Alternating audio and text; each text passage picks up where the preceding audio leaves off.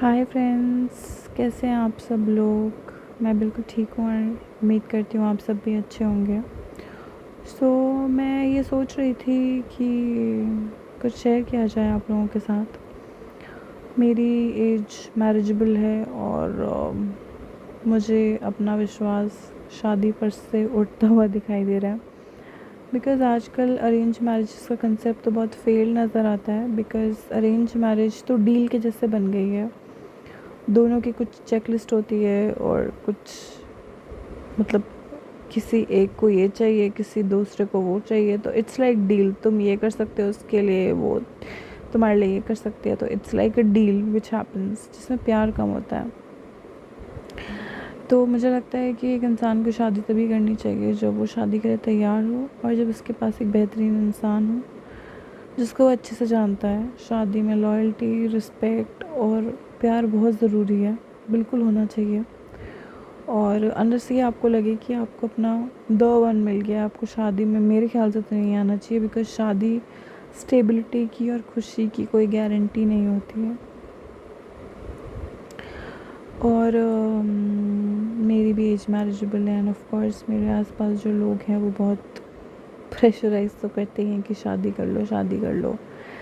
But जब मैं individually इस चीज़ के बारे में सोचती हूँ कि यार, अगर किसी चीज़ के लिए मैं तैयार नहीं हूँ, अगर किसी चीज़ में मेरा मन नहीं है, तो मैं अरेंज मैरिज में भी जंप नहीं कर सकती। यही डायलेमा है मुझे। यही सोचती रहती हूँ मैं कि यार, मतलब शादी कर लेनी चाहिए या नहीं कर लेनी चाहिए। बट मुझे ऐसा लगता है कि अभी जो मेरी बैचलर लाइफ है उसमें मैं कहीं भी जा सकती हूँ, कुछ भी खा सकती हूँ, कैसे भी जी सकती हूँ, कहीं भी रिलोकेट कर सकती हूँ, कुछ भी कर सकती हूँ। Like there is so much सुकून और इंडिपेंडेंस। मैं ये नहीं कह रही हूँ कि शादी होने के बाद लोग इन्जॉय नहीं करते हैं, डेफिनेटली दे डू। बट लड़कियों की लाइफ में भी बाउंडेशंस आ जाती हैं, no matter they are working और no matter what they do.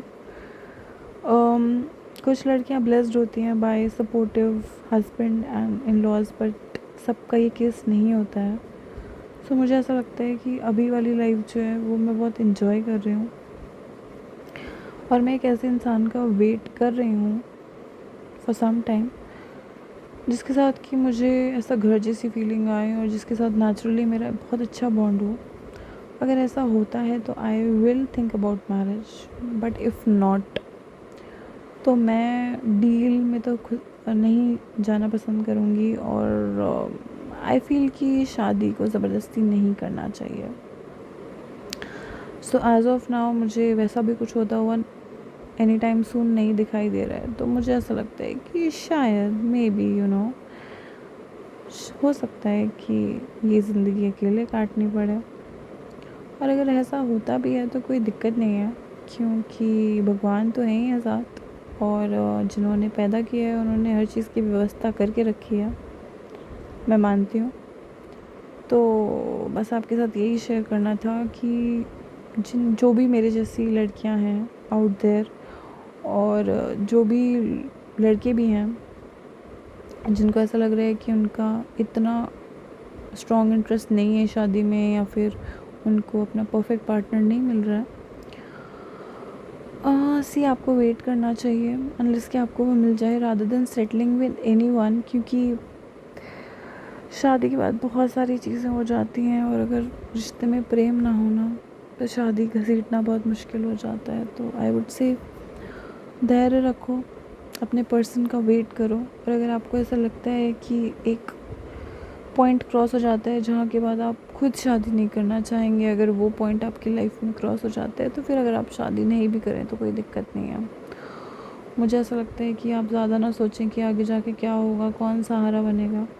तो शादी करते भी हैं उनकी भी कोई गारंटी नहीं होती है कि उनको बुढ़ापे का सहारा मिल गया है। क्योंकि ऐसे बहुत से ओल्ड लोग हैं जिनके बच्चे बाहर हैं, जिनके पार्टनर्स नहीं हैं, तो उनको कोई पानी पूछने वाला भी नहीं है।